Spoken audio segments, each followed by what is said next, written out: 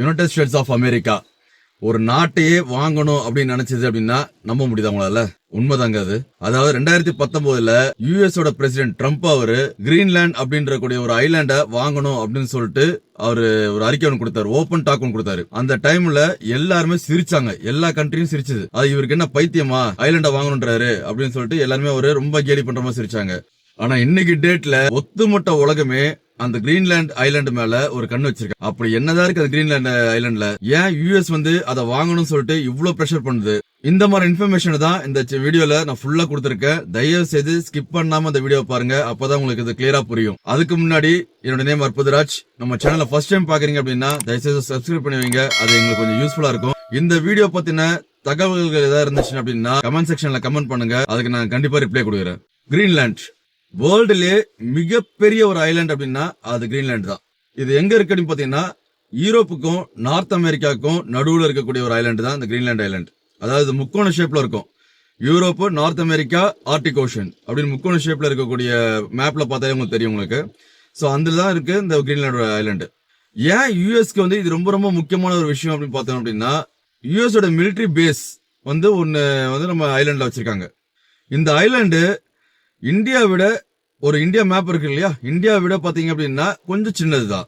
ஆனா யூரோப்போட கண்ட்ரில கால்குலேட் பண்ணோம் அப்படின்னா பல கண்ட்ரியை விட இந்த ஐலாண்ட் ரொம்ப பெருசு.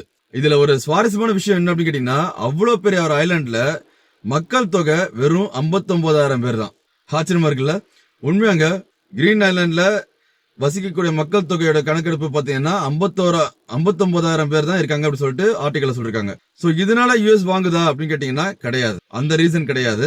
இந்த கிரீன்லாண்ட்ல பாத்தீங்கன்னா யுஎஸ் ஓட மிலிட்டரி பேஸ் ஆல்ரெடி அவங்க வச்சிருக்காங்க.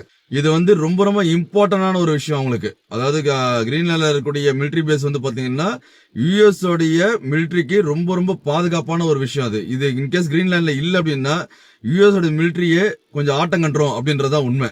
ரஷ்யால இருந்து வரக்கூடிய மிசில்ஸ் இருக்கு பாத்தீங்களா, அந்த மிசிலை இம்மிடியா டிடெக்ட் பண்ணி ஐடென்டிஃபை பண்ணி இன்ஃபர்மேஷன் கொடுக்கக்கூடிய இடம் தான் அந்த கிரீன்லாண்டோட இருக்கக்கூடிய மிலிட்டரி பேஸ்கோட வேலை. சோ அந்த இடத்துல அந்த மிலிட்டரி பேஸ் இல்ல அப்படின்னா ரஷ்யால இருந்து வரக்கூடிய மிசில்ஸ் அவங்களால ஐடென்டிஃபை பண்றதுக்கு it will take some time, கொஞ்சம் டைம் எடுத்து தான் பண்ண முடியும். அதனால நிறைய இம்பாக்ட் வரதுக்கு வாய்ப்புகள் இருக்கு அப்படின்றது யுஎஸ் முழுக்க முழுக்க நம்பக்கூடிய ஒரு விஷயம். கிரீன்லாண்ட்ல இருக்கக்கூடிய மிலிட்டரி பேஸ்ல வெறும் ரஷ்யால இருந்து வரக்கூடிய மிசில்ஸை மட்டும் கண்டுபிடிக்கிறதுக்காக அவங்க வைக்கல, சேட்டலைட்டோட டிராக்கிங் அவங்க வச்சிருக்காங்க யுஎஸ். சோ இந்த மாதிரி முக்கியமான இம்பார்ட்டன்டான ஒர்க் எல்லாமே அந்த கிரீன்லாந்து இருக்கக்கூடிய மிலிட்டரி பேஸ வச்சுதான் யுஎஸ் ரன் பண்ணிட்டு இருக்கு. சோ இந்த ரீசனுக்காக மட்டுமே யுஎஸ் வாங்கணும்னு நினைக்கிறதா அப்படின்னு கேட்டீங்கன்னாலும் அதுவும் கிடையாது. வெறும் மிலிட்டரி பேஸ்க்காக மட்டும் நான் அந்த கிரீன்லாண்டை நான் வாங்கிக்கிறேன், நான் சொந்தமாக்கிறேன்னு நினைக்கிறேன், அதுவும் கிடையாது. ட்ரம்ப் ரொம்ப கிளவரா இருக்காருல. அதாவது இன்னைக்கு டேட்ல என்ன நடக்கும்ன்றத பாக்கல, அவரு ஃபியூச்சர்ல நடக்கும் அப்படின்றதுதான் ட்ரம்ப் மெயினா யோசிச்சிருக்காரு அப்படின்னு சொல்லுவேன் நான் இதுல. அதாவது இந்த கிரீன் ஐலாண்ட்ல வெறும் யுஎஸ் உடைய ஆர்மி பேஸ் மட்டும் இல்லங்க, இதுல இன்னும் விட முக்கியமான ஒரு விஷயம் இருக்கு.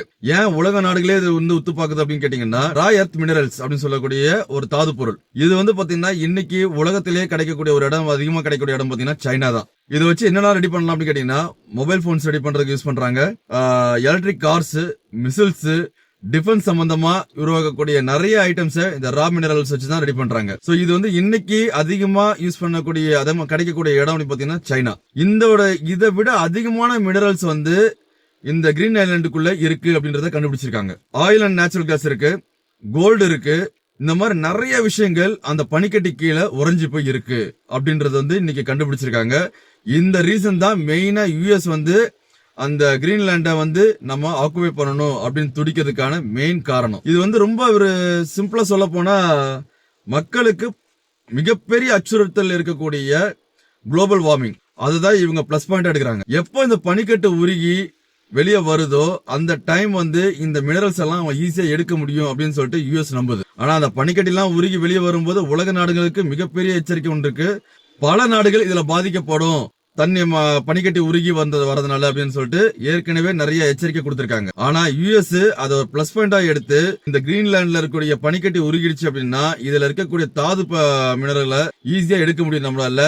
ரெண்டாவது, உலக நாட்டிலே திரும்ப நம்பர் 1 பணக்காரனா அது ரொம்ப வருஷத்துக்கு ஸ்டாண்ட் பண்ண முடியும். ஏன்னா நம்ம ஆயில் அண்ட் நேச்சுரல் கேஸ் எல்லாமே இதோட யுஎஸ் கண்ட்ரோல்ல இருக்கும். அதிகமா இருக்கக்கூடிய நாட்டுல விற்பனை செய்யக்கூடிய நாடு யுஎஸ்ஆ மாறும். அதே மாதிரி கோல்டு அதிகமா வச்சிருக்கிற நாடு யூஎஸ்ஆ மாறும் அப்படின்ற ஒரு நம்பிக்கை தான் இன்னைக்கு ட்ரம்ப் வந்து இந்த அளவு யோசிச்சு அந்த கிரீன்லாண்டை எப்படியாவது நம்ம தன் வசப்படுத்திக்கணும் அப்படின்னு சொல்லிட்டு ரொம்பவே வந்து முயற்சி பண்ணிட்டு இருக்காரு. இன்னொரு விஷயம் என்னன்னு கேட்டீங்கன்னா, ஷிப்பிங் ரூட் இருக்கு இல்லையா, அந்த ஷிப்பிங் ரூட் பாத்தீங்கன்னா இப்ப ஏசியால இருந்து யூரோப்புக்கு ஒரு ஷிப் போகுது அப்படின்னா சுஸ்கேனல் வழியா தான் அந்த ஷிப் வந்து போகணும். அந்த மெட்டீரியல் எல்லாமே எடுத்துட்டு அந்த வழியா சுத்திட்டு போகும்போது அவங்களுக்கு டைம் ரொம்ப அதிகமா எடுக்குது. ரெண்டாவது எக்ஸ்பென்சஸ் ரொம்ப ஜாஸ்தி அப்படின்ற ஒரு விஷயம் இருக்கு. இப்ப நார்மலா இப்ப அப்படிதான் போயிட்டு இருக்கு ஷிப்ஸ் எல்லாமே. ஆனா இப்ப நான் சொன்ன மாதிரி அந்த பனிக்கட்டி உருகி அந்த கிரீன்லாண்டோடைய பனிக்கட்டி எல்லாம் உருகி அது கொஞ்சம் விலக ஆரம்பிச்சது அப்படின்னா இந்த டிரான்ஸ்போர்ட்டுக்கு இருக்கு பாத்தீங்கன்னா ஷிப்பிங் டிரான்ஸ்போர்ட் இது வந்து கிரீன்லாண்ட் பக்கத்துல போகிற ரூட் மாதிரி மாறிடும். ரொம்ப ஈஸி அக்சஸ் பண்ணக்கூடிய ரூட்டா கொண்டு வர முடியும். இதனால டைம் ரொம்ப சேவ் ஆகும், மணியும் ரொம்ப சேவ் ஆகும் அப்படின்றதும் இவங்களுடைய கான்செப்ட். சோ பல ஷிப்ஸ் அந்த சைடு டிராவல் பண்ணும்போது யூஎஸ் உடைய வேர்ல்டு ட்ரேட் சென்டருக்கு மிகப்பெரிய அட்வான்டேஜ் அது. ஷிப்பிங் இவங்களோட கண்ட்ரோல்ல வரும். அதாவது அந்த டிரான்ஸ்போர்ட் டிபார்ட்மெண்ட்ஸ் அந்த ஷிப்பிங்ஸ் அந்த டிராவல் பண்ணக்கூடியதும் யூஎஸ் ஓட கண்ட்ரோல்ல வரும். சோ இந்த அளவு யூஎஸ் யோசிச்சுட்டு இருக்கிற பட்சத்துல சைனாவும் ரஷ்யாவும் இன்னொரு பிளான் ஒன்னு போட்டுட்டு இருக்காங்க. போலார் சில்க் ரோடு, அதாவது சைனா வந்து பாத்தீங்கன்னா போலார் சில்க் ரோடுன்னு ஆர்டிக் பிளான் ஒன்னு போட்டுட்டு இருக்காங்க. கிரீன்லாண்ட்ல மைனிங் ப்ராஜெக்ட் ஒன்னு ஸ்டார்ட் பண்ணலாம் சொல்லி பிளான் பண்ணிட்டு இருக்காங்க. அதே மாதிரி ஏர்போர்ட் இன்ஃப்ராஸ்ட்ரக்சர் கொண்டு வரணும்னு சொல்லிட்டு இன்வெஸ்ட்மெண்ட்டுக்கு அவங்க சைனா வந்து மிகப்பெரிய ஒரு ட்ரை பண்ணிட்டு இருக்கு. இன்னொரு சைடுல ரஷ்யா எப்படி பண்ணுது அப்படின்னு கேட்டீங்கன்னா ஆர்டிக் மிலிட்டரி பேஸ் கொண்டு வர ட்ரை பண்ணுது. அதே மாதிரி நியூக்ளியரோட சப்மைனர்ஸ் கொண்டு வர ட்ரை பண்ணிட்டு இருக்கு. அதே மாதிரி ஐஸ் பிரேக்கர் ஷிப்பும் கொண்டு வரதுக்கு ட்ரை பண்ணிட்டு இருக்கு ரஷ்யா.